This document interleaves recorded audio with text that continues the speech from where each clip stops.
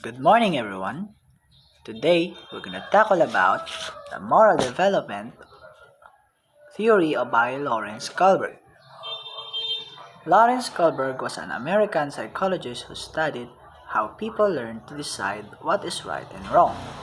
In other words, how people develop moral thinking.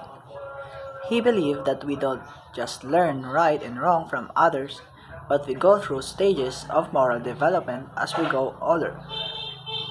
Based his theory, he based his theory on the work of Jean Piaget, a famous psychologist, but he focused more on moral reasoning. That is why he believed people decisions. Kohlberg created a theory called stages of moral development, which has three main levels, and each level has two stages. The framework of Kohlberg's theory consists of six stages, arranged sequentially in successive tiers of complexity. He organized his six stages into three general levels of moral development.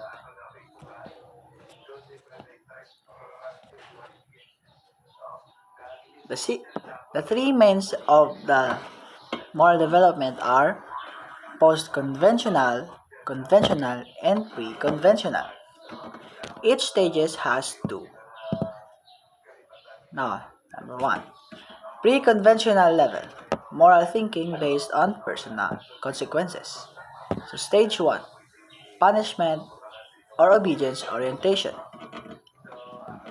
Behavior is determined by consequences the individual will obey in order to avoid punishment. So for example, they follow order, like example in a sa ginikanan, like kung hambala nilang ila bata nga mamunong kay base mababakulan sila bala. Tas may iba pa kini example nga arang ang bata na mabehave na lang kay no choice siya kay may ara siya sang consequences kung ano niya pagid ang sigihon bala mapasaway sa iya nga ginikanan. That is why there is a punishment. So number 2, ang stage 2, instrumental purpose orientation. Behavior is determined again by consequences. The individual focuses on receiving rewards or satisfying personal needs.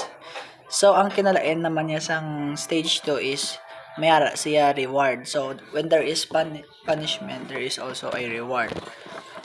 So, kung sa baga bala, ara nga in behavioral term naman siya nga ang isa ka bagay, example, kung obrahon mo ang example, kung mamunong ka, ang bali mama mo, pamunong ka lang bala na kay baklan ta kakaroon sang pagkaon. Either pagkaon na siya or thing nga gusto ka bata, which is it turns to a reward nga sa diin gabehave ang isa ka taho kung kaan sa sang reward afterwards. That is in the stage 2. So the level 2 is, which is the conventional level. Moral thinking is based on following rules and seeking social approval. So stage 3, good boy or nice girl orientation. Behavior is determined by social approval. The individual wants to maintain or win the affection and approval of others by being a good person. So, in stage 3, di rin siya masulod ang mga tao bala nga kung sa baga may good background, which is nga in terms of being good bala just to seek approval of others nga ay buot ni siya nga taho, di ni siya budlay palapitan kaya pos na ni siya palapitan kaya mabuot sa. So that is what is a good boy or nice girl orientation, which is in the stage 3. Kag sa stage 3 dili man ni siya masulod ang mga taho nga ano bala nga doing things in a good way just to put themselves into a what do you call this ara bala nga mabutang ya kung sa baga just fame bala kung sa baga ang ano nila, which is nga sa status, kung sa baga magdugang sila nga status. So in stage 4, dito siya. Stage 4, law and order orientation. Social rules and laws determine behavior. The individual now, dito siya nadula ang iyang ano. The individual now takes into consideration of a target perspective, that is societal law. Moral decision making becomes more than consideration of close ties to others. The individual believes that rules and laws maintain social orders that is worth preserving. Sa law and order naman orientation, which is they are following the rules, which is nga mga either sa simple or mapa ano man siya, mapa hard. Kung sa baga, this applies sa mga simple rules lang, like following rules, abiding the law, mga following what your parents told, mga ano bala, simple rules like kung this oras na sa gabi, hindi ka na magwa. Tapos kung ano naman niya, kung ibutang ta siya sa mga ano naman niya, in a law perspective naman, amo na siya ang mga lahi nga dapat naton nga likawan, which is nga ginapatihan nila nga that will preserve the law in making. So let's go to the last stage, which is the post-conventional or principled level.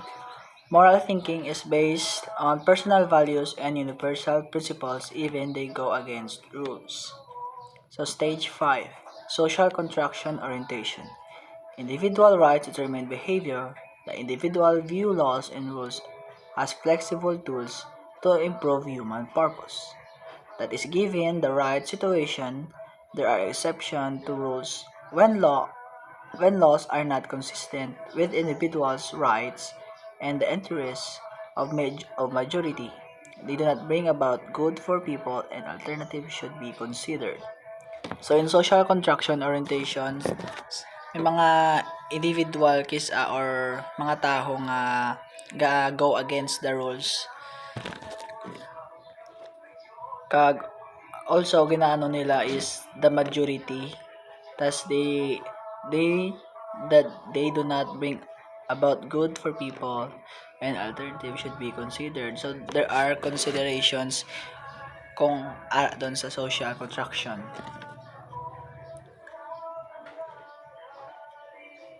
They see it as in improving for human purposes ang sa social contraction. That is in stage 5. So the last stage is which is the universal ethical principle orientation. According to Kohlberg, this is the highest stage of functioning. However, he claimed that some individuals will never reach his level. At this stage, the appropriate action is determined by one's self-chosen ethical principle of conscience. These principles are abstract and universal in application. This type of reasoning involves taking the perspective of every person or group that could potentially be affected by the decision. So, ang kay hambal ni Kohlberg sa diri sa last stage, this is the highest level, which is nga ginapatihan niya nga wala sang taho nga makalabot sa diri nga kind of stage, which is determined by one's self-chosen ethical principle. Arab lang nga may aragay siya sang iya mismo nga prinsipyo, kag hindi siya perspective reason or a person potentially affected by the decision, which is nga ginapatihan niya nga hindi ni ko na ma-reach sang any kind.